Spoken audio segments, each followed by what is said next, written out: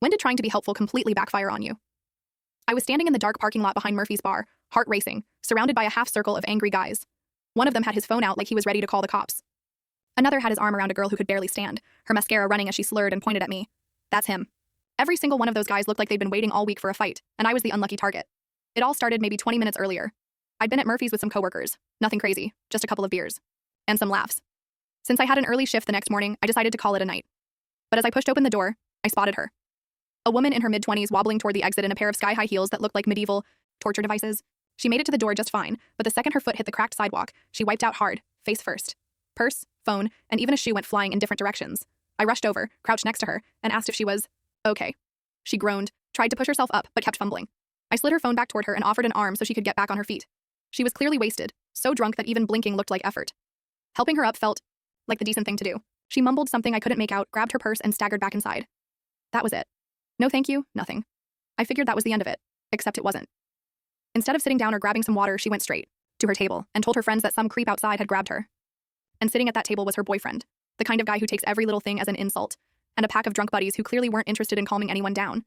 They didn't stop to ask questions. They didn't consider that maybe she fell because she was hammered and walking on a busted sidewalk in stilettos. No, they went straight into mob mode. I was halfway into my car when I heard the bar door slam and a sharp, "Hey!" I froze. 6 guys were storming across the lot, moving like they were seconds away from a fight. The boyfriend was leading, fists clenching and unclenching, jaw tight. The others spread out behind him like they'd rehearsed some street fight formation. The girl leaned on one of them, arm outstretched, finger aimed right at me. That's the guy. A couple of bystanders stepped back toward their cars. Another guy whipped out his phone, grinning like this was about to be his viral TikTok moment. The whole air changed, electric and dangerous, like everyone was just waiting for that first punch.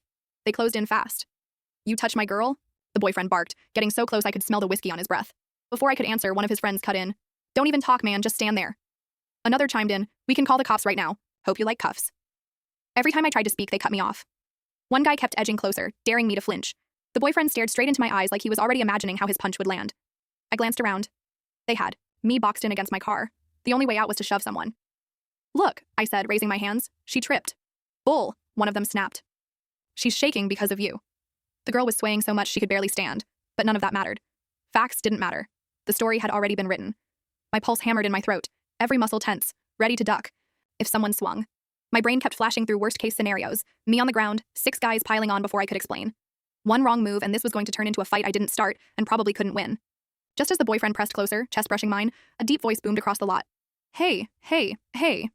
Everything went quiet, like someone had hit pause. It was the bouncer, huge guy in a black shirt, stepping right into the middle of the group. He pointed straight at me and said, "He didn't do anything, I saw the whole thing."